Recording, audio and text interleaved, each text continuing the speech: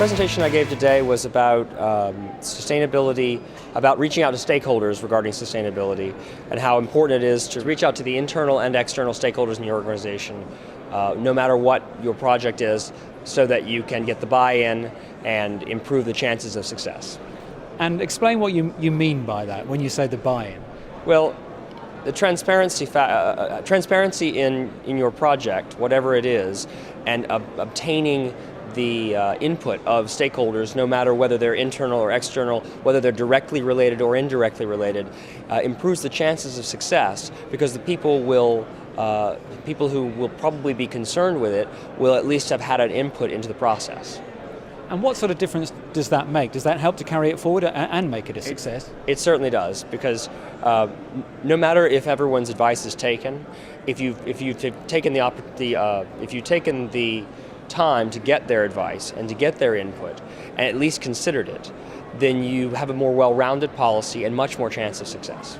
This is something San Diego has experience of. What the process is for actually making that happen? How do you do it? We have experienced it in many different ways during not only processes but buildings. So programs and policies that we put in place, but also we're building a $1 billion terminal expansion right now. A process that took years to get to the point of the first shovel going in the ground. In the time that it took to get to that very first shovel, we talked with everyone who could possibly have been involved.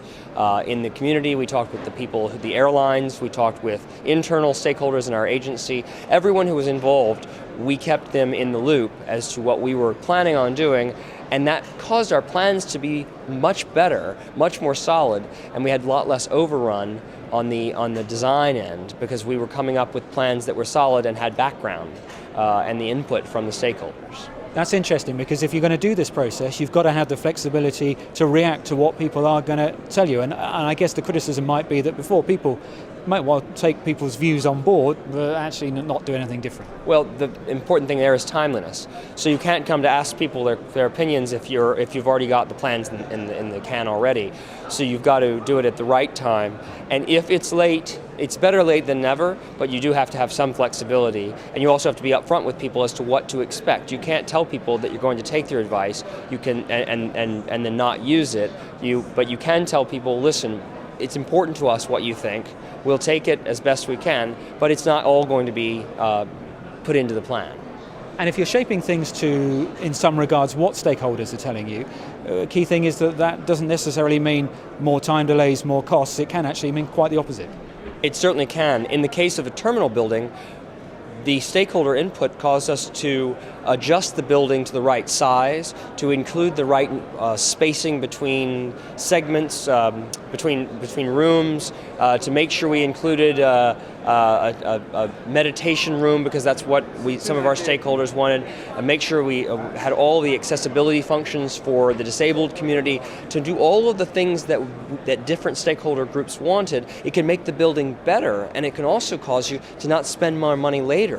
Because if you don't take the input now, then you'll end up paying for it on the back end when you have to retrofit a building. So it all can come back and make a much more cost-efficient and cost-effective building process, or in the case of a policy, can make the policy better from the outset as opposed to having to come back and revise it later. And you come quite a way for this conference. Why was it important that you come here to share your thoughts?